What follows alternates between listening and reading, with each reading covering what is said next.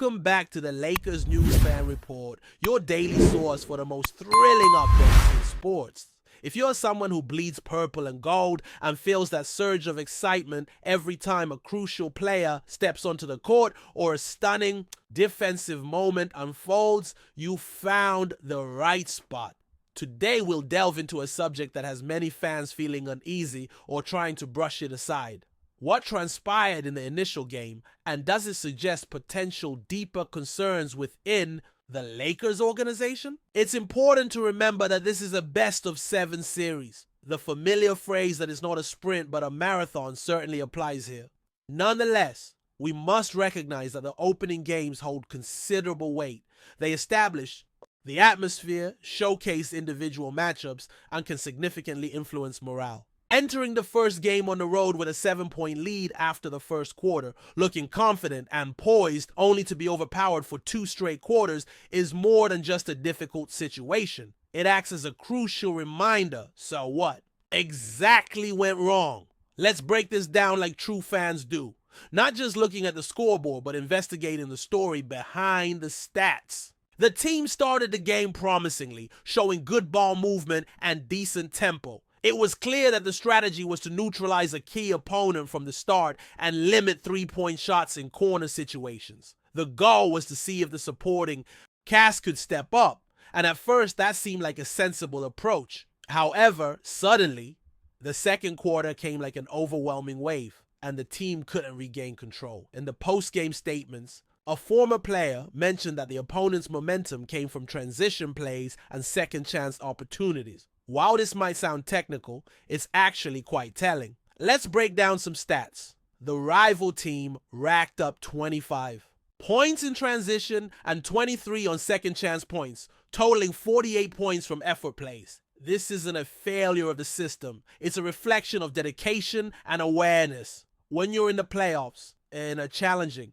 environment, you can't afford to be the last to the ball.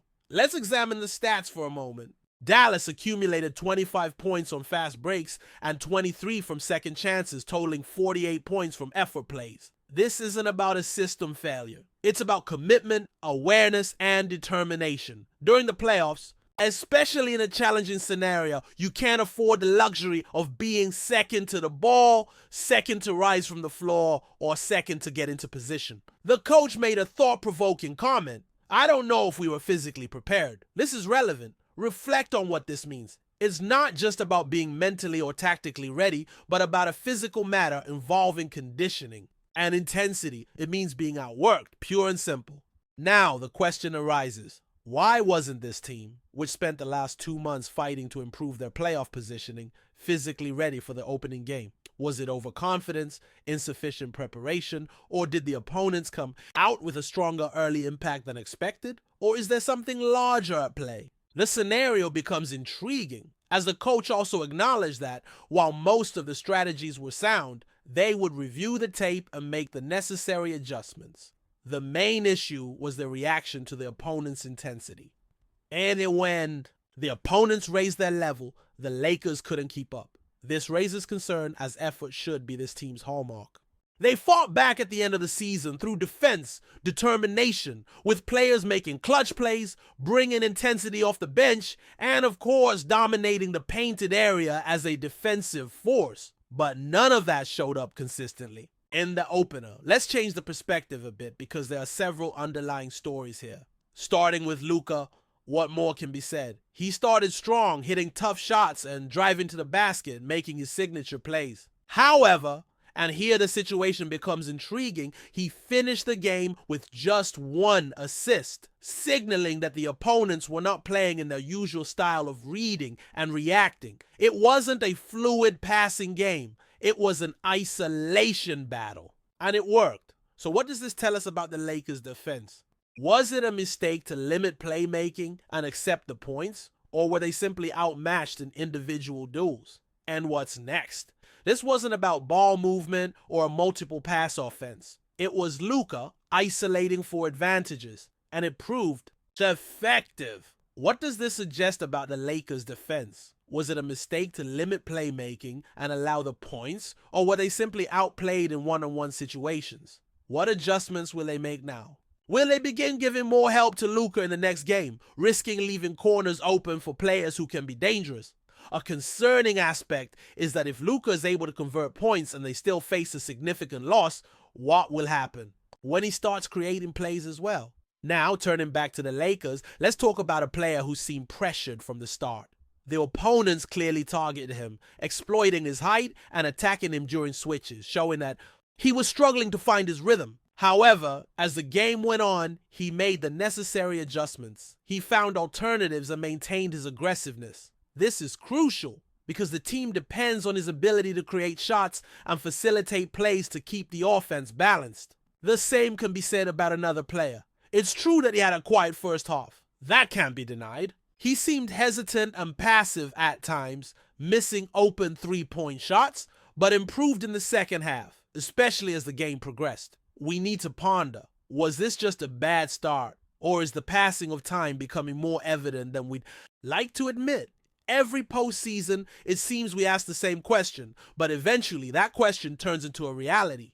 This player continues at a high level and is one of the most savvy with the ball. However, due to his age, it's not realistic to expect him to carry the load every game, night after night. This puts more pressure on another player to be dominant. Here, the absence becomes alarming, as little mention was made of him in the post-game analysis. There were no detailed discussions about his influence, defense, touches, or rim protection. When such an important player for the franchise is almost absent from the conversation, it raises a red flag. Was this a strategic planning mistake? Did the opponents manage to neutralize him effectively with their spacing and perimeter-focused style of play? Or was it just a bad night? Either way, this cannot happen again if the team wants to advance. And to be clear, the bench didn't contribute much either.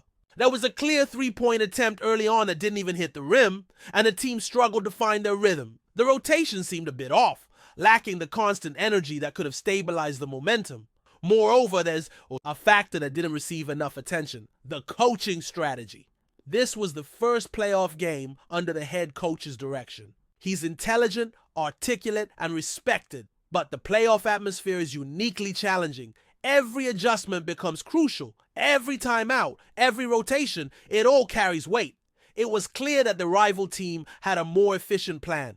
The players appeared well prepared, applying strategic adjustments in zone defense, late responses, and fast breaks to counter LeBron's movements.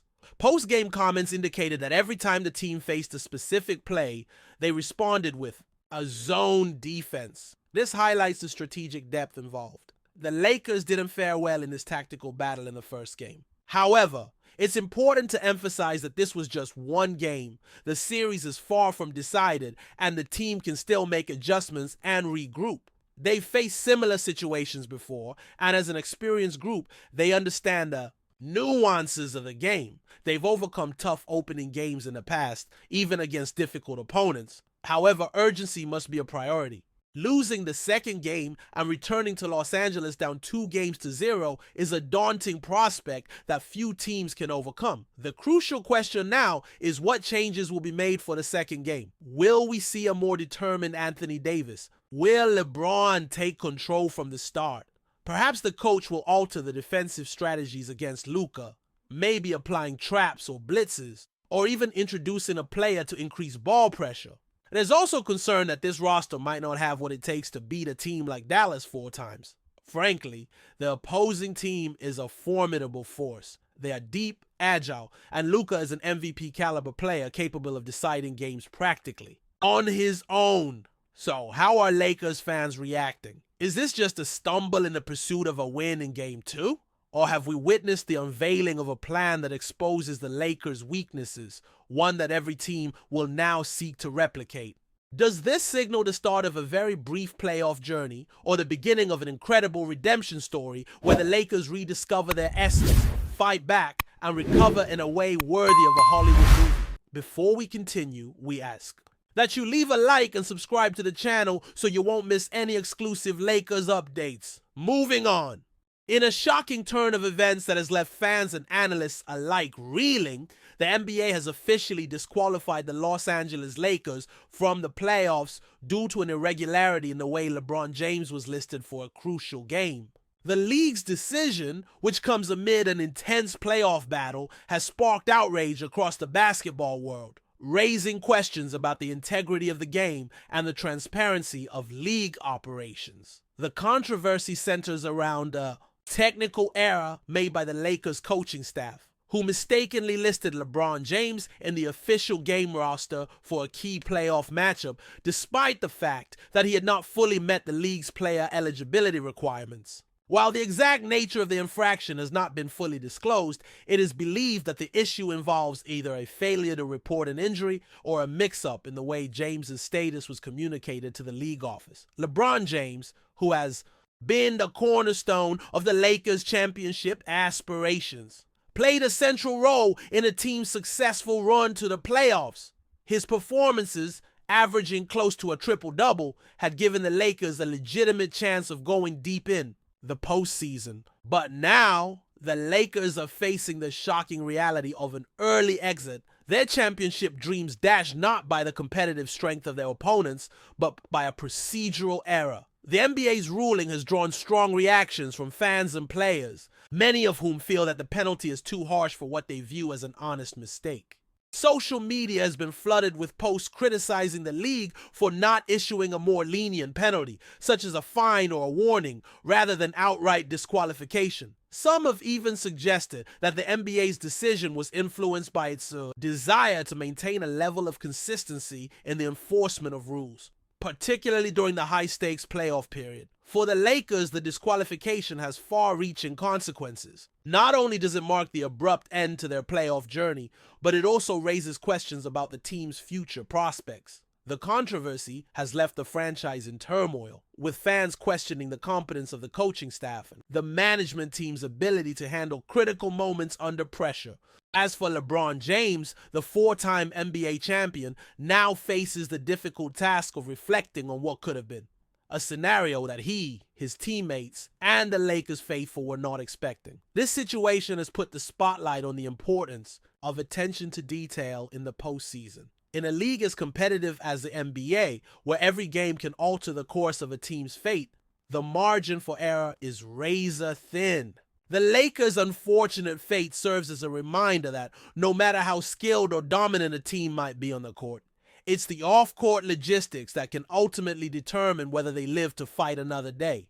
The NBA's strict adherence to its rules, while necessary, has shown that even the slightest oversight can have devastating consequences. Stay informed exclusively about Los Angeles Lakers news.